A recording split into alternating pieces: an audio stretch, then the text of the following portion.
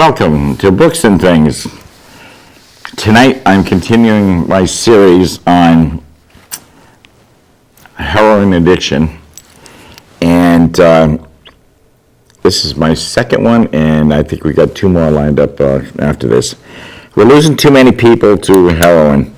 It's a horrible drug, and people get addicted so very quickly and easily. I'm trying to educate the people as to things that you can look for, ways you can help, things that the people can look for themselves.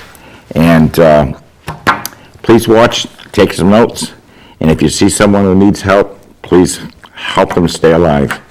And call one of us or Jack last week. Today's guest is Christa Beauchamp, and that's a new name for her. Congratulations. Thank you. She just got married how long ago? 2 months ago. 2 months ago. And she represents Shine a Light on Heroin, which is basically a Stonington group, isn't it? We don't really have a home base. We're kind of southeastern Connecticut and southern Rhode Island. Okay, welcome to the show. Thank you for having me. I had seen something on Facebook where somebody had just buried their third son due to heroin, and it made me want to get sick because it's just, I buried a child. It wasn't due to heroin, but I buried a child, and it's not the easiest thing in the world to do. And to see all these people that are just dropping dead, it just makes you sick. Yeah. Now you are with Clinical Supply Packaging as an external operations package. This is a busy lady. She's as a coordinator at Pfizer. She spent 2 years working with the IVR Global Oversight Team, and she also worked as an Impala support project specialist with half these words I can't say. I've done some work with pharmaceutical companies, yes. And she's an undergraduate degree from University of Pennsylvania in psychology and English. I better watch it. Should be diagnosing me here, and I'll be out. And a master's degree in counseling psychology. And you also work per diem at the L&M Hospital as a mental health clinician. Mm-hmm. You live in Wesley with your husband. Yes. And she's also an administrator for the organization Shine a Light on Heroin and the board of directors for Community Speaks Out, which we're going to have here next week. Mm-hmm. And she is secretary for the Westerly Substance Abuse Task Force, organizations that seek to raise awareness and increase services for mental health and substance abuse treatment. And in her spare time, she writes books. Yes. Now, I'm reading this. You can't have a lot of spare time. Not a ton. No, but so it's good to be busy. How did you get into this program? Well, I was always interested in psychology, and then I decided I wanted to go back to school to get a master's in counseling. And as part of my master's program, I had to do an internship. So I ended up doing an internship at St. Elizabeth's Hospital in Brighton, Mass. And I worked at a detox, and it was a Suboxone program. And because of my experience there, the first job that I got after my master's program was with a methadone clinic in Chelsea, Mass. So I worked at a methadone clinic for 3 years. Then I moved back to this area, to Rhode Island. And I worked at a methadone clinic in Westerly briefly. Mm-hmm. And then I did kind of change focus, and I do work for a pharmaceutical company now, but I'm still very much involved in kind of the world of mental health and substance abuse. I do still work per diem at Lawrence Memorial on their inpatient psych unit. Mm. And what happened was when I was kind of making that career change and realized that I wasn't going to be doing quite as much with counseling, I started seeing on Facebook my former assistant principal when I went to Westerly High School was Jim Spellman. And I became friends with him on Facebook, and I noticed that he was posting a lot about the heroin epidemic and about how he wanted to do something about it. And he ended up forming this group called Shine a Light on Heroin. The real reason he formed it was because he had a coffee date with some friends, like once a week or once a month. And they were sitting around the table having their coffee, and they were just talking about the fact that there had been another funeral for a young, very young person that they all knew. And they were kind of all, trying to feel each other out, like, did you know why he passed away, kind of thing. And they came to realize that they all knew that this person had passed away because of heroin, and no one was really willing to be the first to say it because there's such a horrible stigma attached to the disease and to the people that struggle with it and lose their battle with it. And he thought that was such a terrible thing that we're not even talking about this, but yet people are dying. So his original goal was just to start this group, and that's the reason why it's named what it is, Shine a Light on Heroin. He just wanted to get people talking about it. So I noticed that he was thinking about maybe having some sort of awareness event. And I had reached out to him and I said, this is my background. I've worked in opiate addiction, and if you need any help whatsoever, I'd be more than happy to help you. And it just kind of snowballed from there. We did have that first awareness event. It was a vigil on the Westerly Stonington Bridge. I remember that, yeah. Yeah, we threw carnations in the river to represent people that had overdosed, and we just had the first kind of publicity event for the organization. Yeah. And then because of that, we decided, let's see what we can do with this and see who we can help. And we started holding volunteer meetings at, Starbucks in Groton or, a community center in Stonington. And from the very first meeting, it was amazing the people that showed up. Really? Parents of people struggling, people like Jack Malone from SCAD, teachers, nurses, EMTs, police officers, all sorts of people that were coming to these volunteer meetings with no real agenda other than, how can we all put our heads together and help? So we just took it one step at a time and just tried to, we never really had, we sort of have a mission statement. It's always been to bring awareness, but we just kind of went wherever we were needed. So what we ended up doing was putting on a lot of educational forums. That became kind of our main focus. So we had about 10 speakers that we kind of ran with for a few months. And we had somebody that was an expert on faith-based approaches to addiction. And we had somebody that was an expert on medication-assisted approaches. And we had a police officer to talk about the legal aspect of things. And we had an EMT to discuss Narcan, and a nurse to discuss, initial aftercare after you've been hospitalized. And we would go into, originally it was community, we would usually do it at a school, but it wasn't so much a school event, it was for the community. So I think one of the first ones we ever did was at Stonington High School, but it was for the community. And, we never had a huge turnout, but there was always people coming, and over 2016, people started to realize, 2016 last January started with a really serious rash of overdoses that were being treated at the L&M hospital.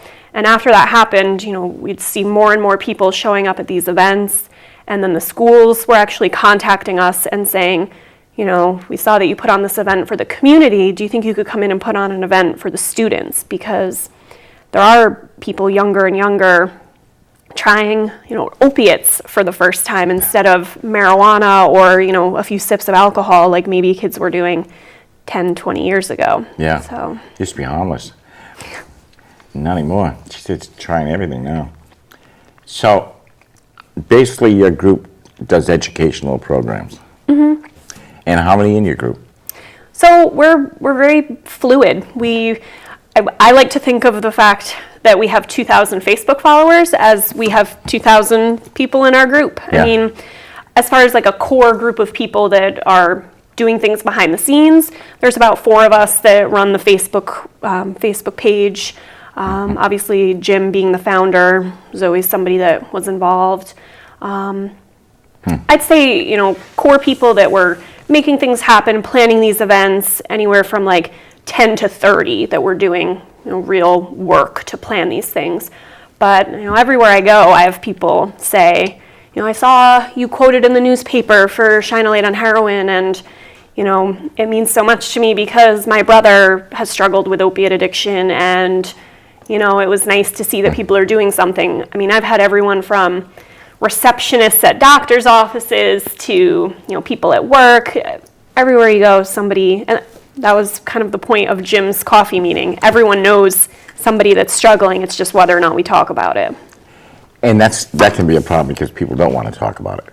Actually, they do want to talk about it, but they can't find anybody to talk about it to. And you're eligible. Yeah, the SALO Facebook page, I mean, we're not like a crisis intervention where we're going to get you into rehab, that sort of thing. We do have a sister organization, Community Speaks Out, that many of their members were original SALO members and vice versa. And they do have people on call that if you call them, they will help you navigate the system and get into treatment.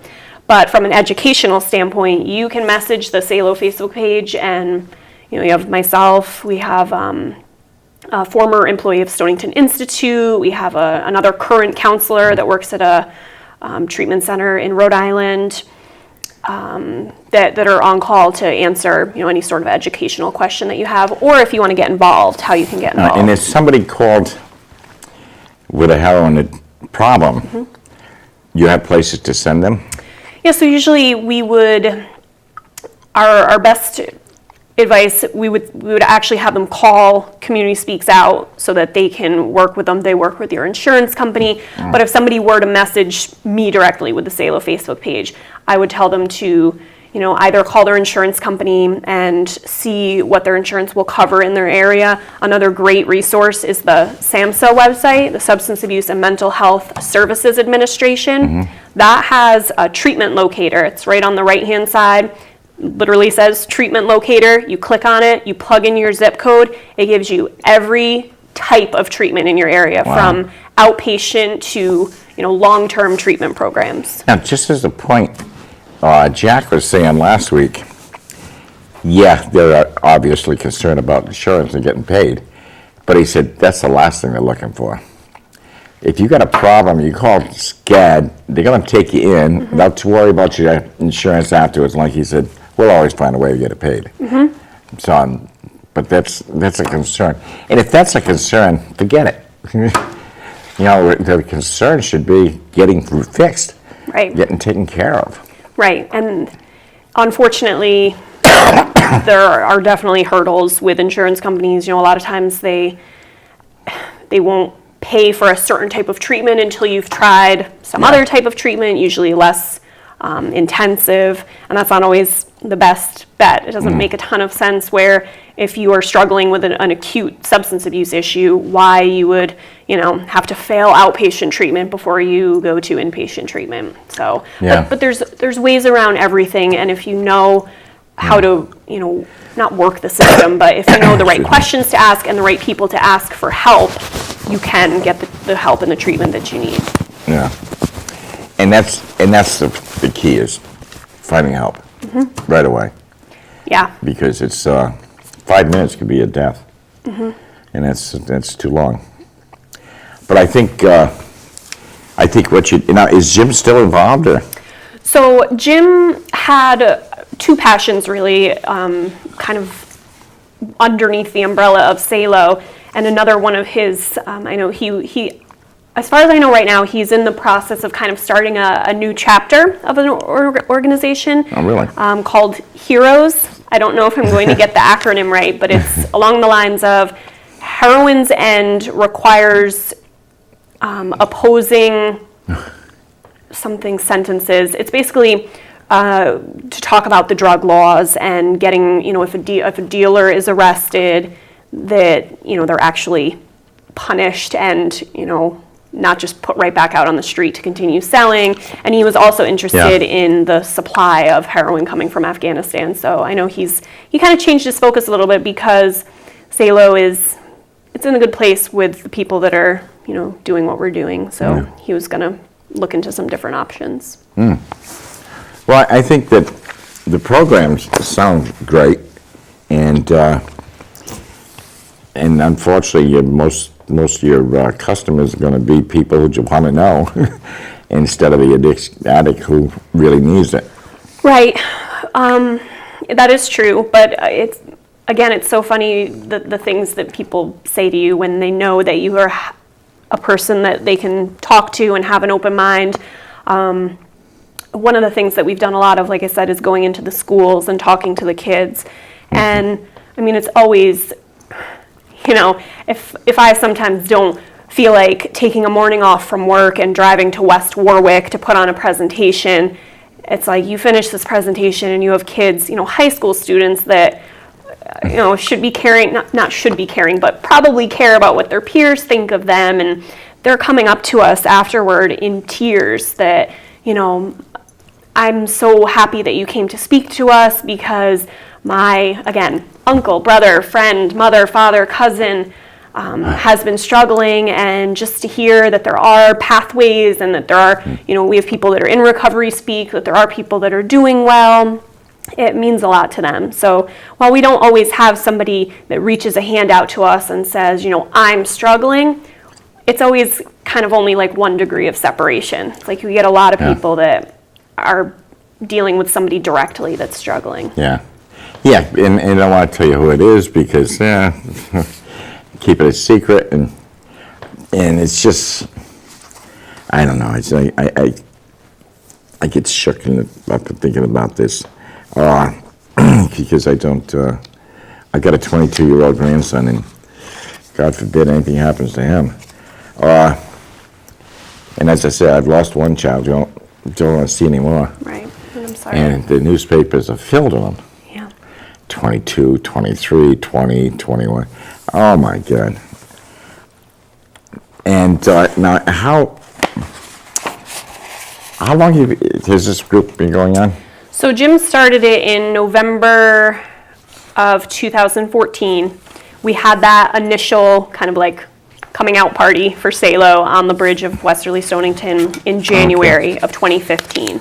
So, it's been about 2 solid years of going into schools and giving forums and community presentations. And, we have done, not just me, but a lot of our members have done stuff like this where we've tried to find different ways to talk to the public. Like I said, we have, a handful of people that are in recovery that will go out and share their stories on radio.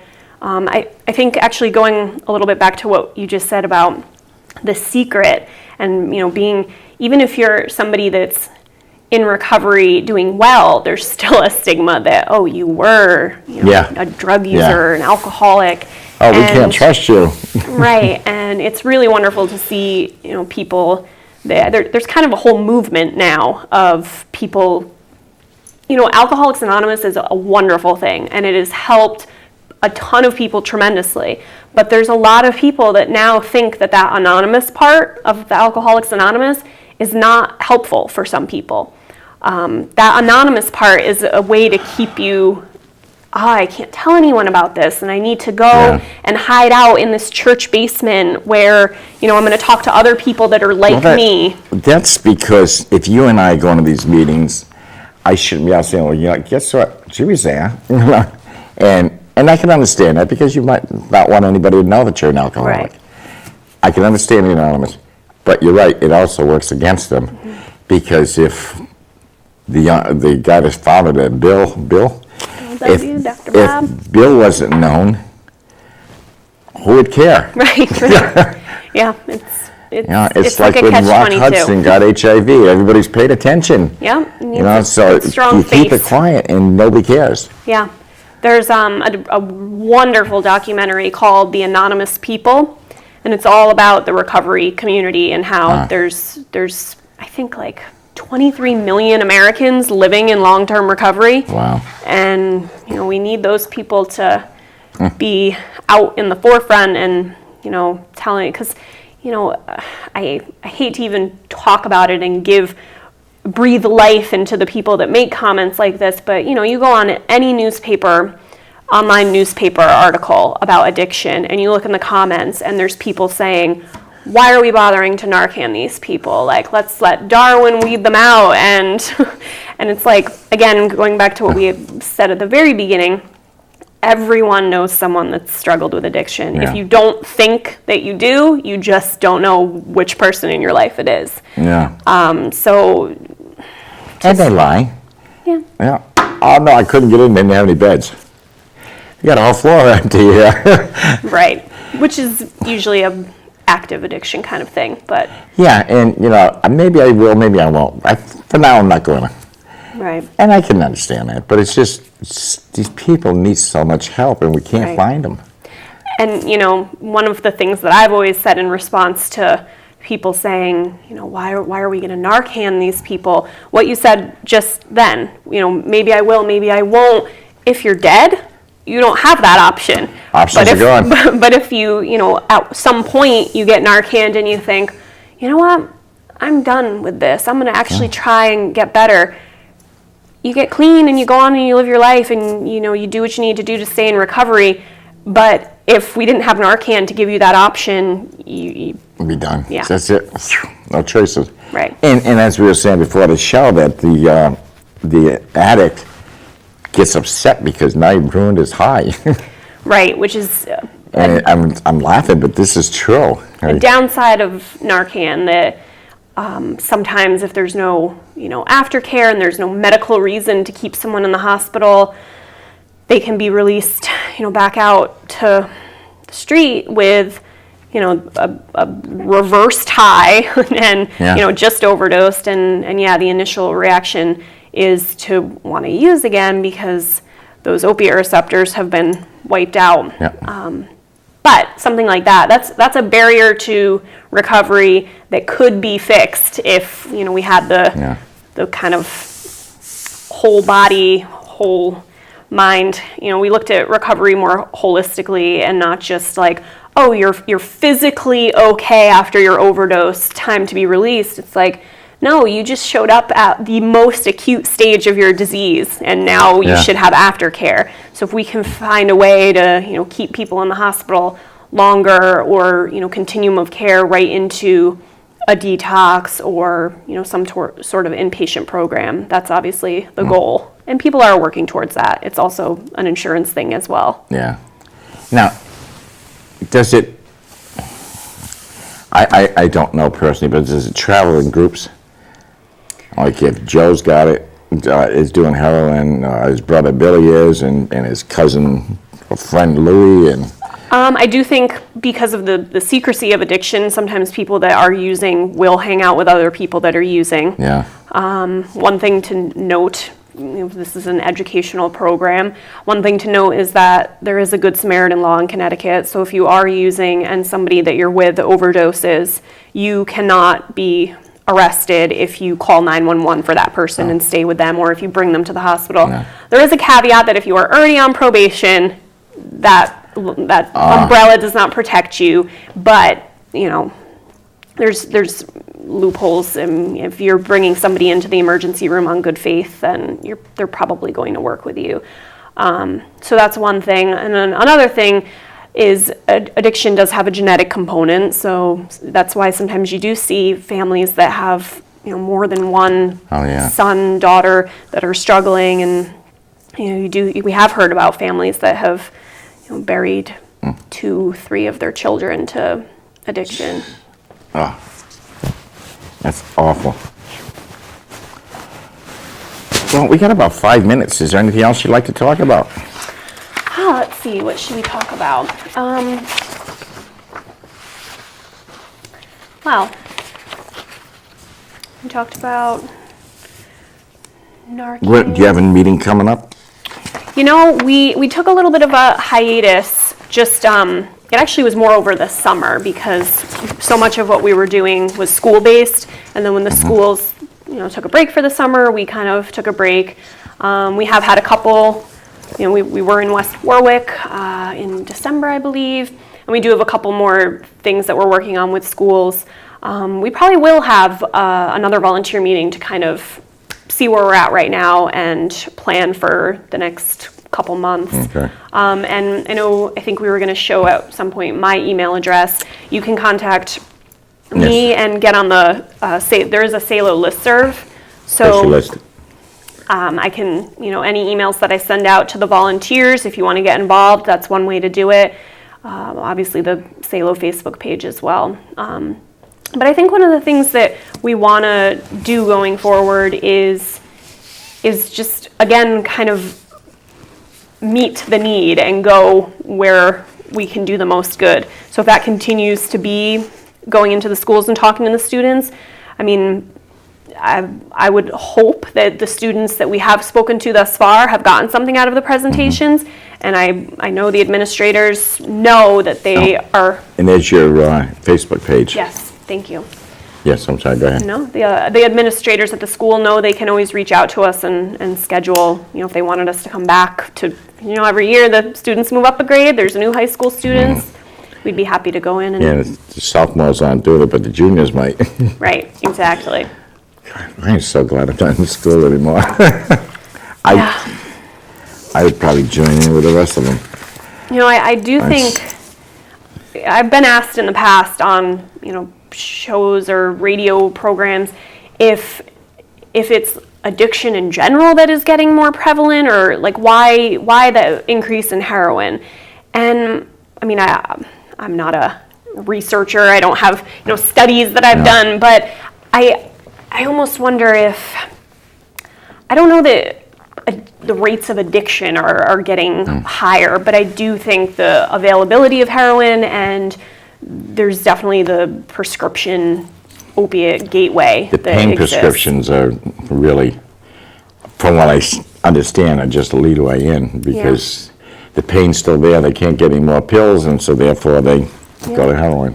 Yeah, one of the things we always try to leave the kids with when we talk to them is, because we don't want to be just like a dare, not that there's anything wrong with dare, but one of the things that we try to tell them that I don't know that I remember them doing in dare when I was in school is that, so when you're a kid, you don't think that there's a reason for a drinking age. You think it's a rule that's kind of put over your head to, you have to, you have to wait to vote, you have to wait for all these things, wait to drive until you're 16. That's just the rule. You wait to drink. Yep. And the fact of the matter is that there are studies that have shown that if you have a genetic predisposition to addiction and you don't drink or use drugs until after your brain has fully developed, regardless of those predispositions, be it genetics, environment, mental health, socioeconomic status, any other stressor that would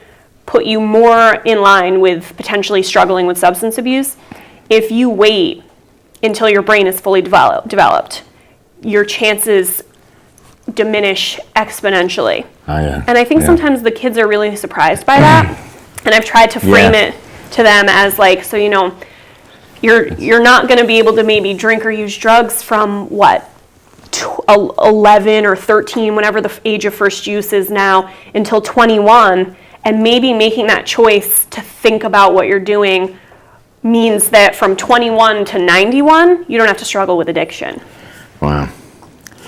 It's very serious. If you have any questions or anything, please write to either one of us, and my email address is up there too. But we'll be happy to try to answer anything for you. I really appreciate you being here today. I appreciate you having me. I have a couple of notes. On January 27th, which is next Friday, the Pawcatuck VFW will be having our first international dinner. From Italy, we're going to do a pasta bar. And it works that you pick your pasta, you pick your sauce, you pick your toppings, and then you pick your vegetables that you want to add into your dinner. And it's the same pasta bar that we used to eat at Rafters in Westerly. Matter of fact, Sandy, the daughter of the owner, is going to be putting us on for the VFW. Tickets are sold in advance. You can contact me or Pawcatuck VFW at 860-599-2404. For previously aired shows of mine and other shows on SEC, go to sec-tv.org. Click on the YouTube button and search the site for Books and Things with Tom. And you'll see probably about 40 or 50 shows on there. All kinds of shows. Tune in next week for another heroin addiction show. I will have representatives from the Community Speaks Out. Please tune in, and it will be aired next Thursday at 9 o'clock. Thank you for watching. You can email me at santostom@comcast.net. You should be reading. Cuddle up with a good book on these cold nights. See you next week. Thank you. Thank you.